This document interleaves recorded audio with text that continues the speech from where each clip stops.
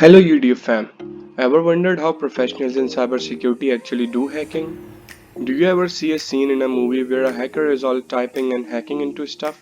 Amazing, right? Wanna learn? If your answer is yes, then congratulations. You have come to the right place. Because here at CyberSec, we are going to talk about real-time hacking, penetration testing tutorials, and awesome stuff about cybersecurity. We will teach you what, why, and how of different tools and software used in hacking.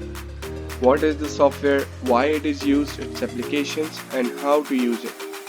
We will see how to install Kali Linux, basic commands, basic to advanced tools, and their usage.